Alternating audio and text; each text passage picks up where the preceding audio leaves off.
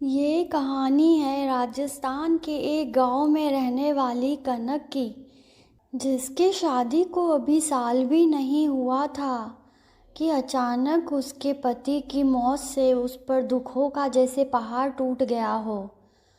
उसकी सास बहुत ही कड़क स्वभाव की थी और बहुत ही पुरानी सोच वाली थी। उसने कनक को पाबंदियों में बांध दिया था। वो ना तो कनक को बढ़िया बढ़िया पकवान खाने देती थी, ना ही उसे बेड पर सोने को मिलता था। उसे रूखा सूखा खाना पड़ता था और नीचे चटाई बिछाकर ही सोना पड़ता था। उसे एक कोठरी में रखा जाता था। कनक की जिंदगी ऐसे हो गई थी जैसे वो कुटिया उसके लिए जेल हो।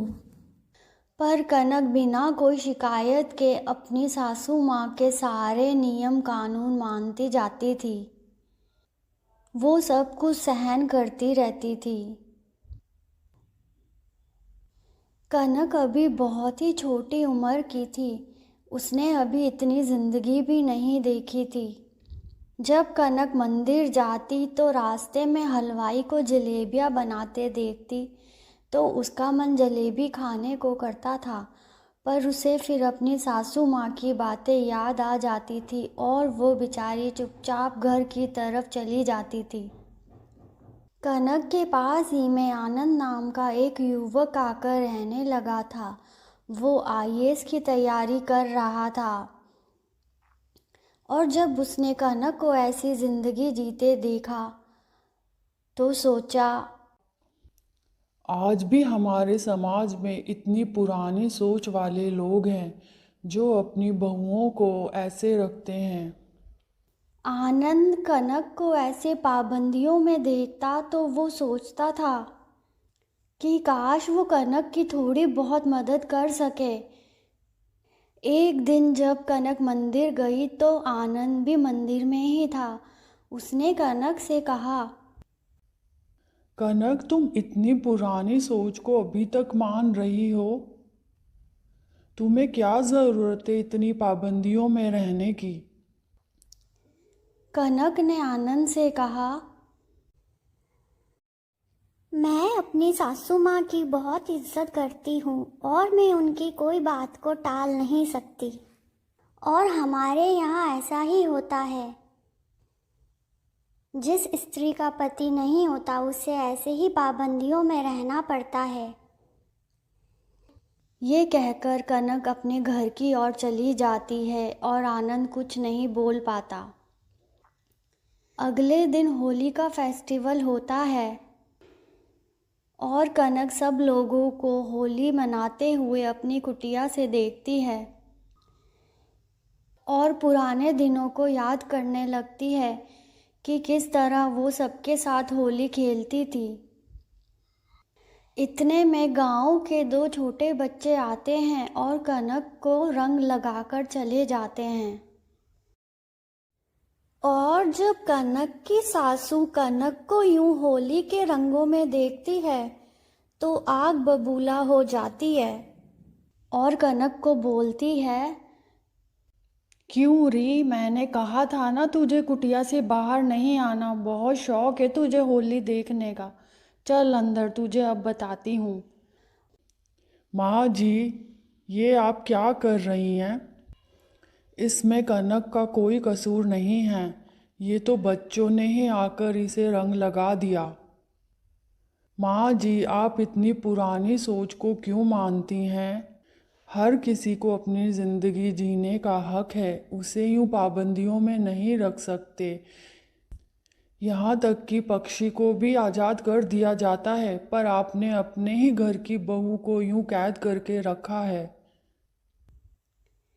ये सुनकर कनक की सासू माँ कहती है, तू इसकी बहुत तरफदारी कर रहा है कौन तू? तू मेरी बहू से दूर ही रह। अगर मैंने इसके आसपास भी तुझे देख लिया तो तेरी खैर नहीं।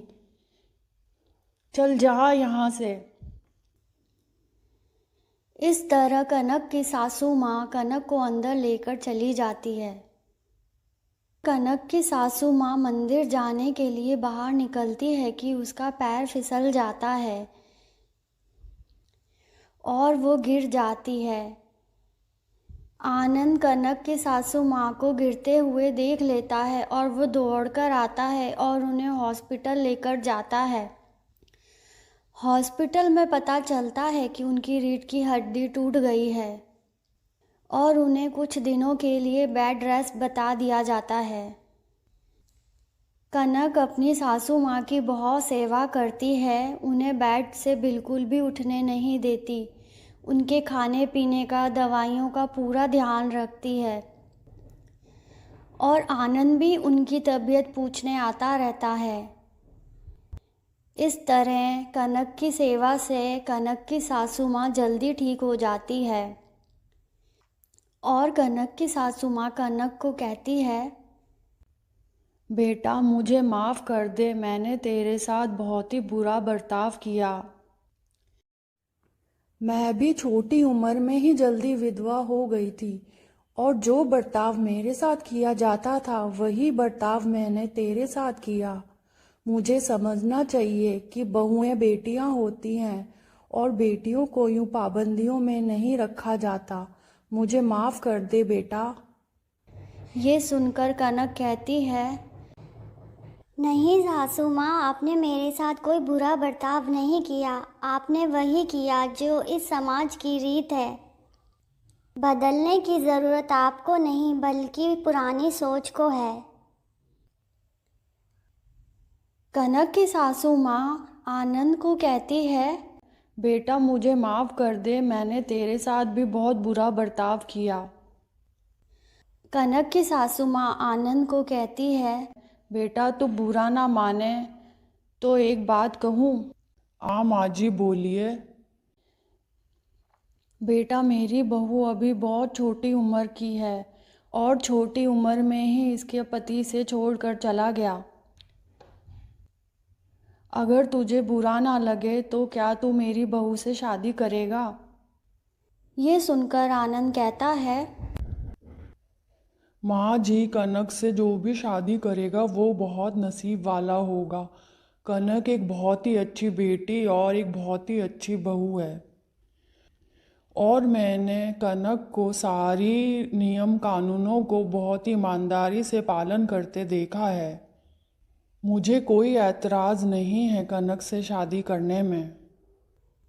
ये सुनकर कनक की सासू माँ बहुत खुश हो जाती है और कनक की शादी आनंद से करवा देती है।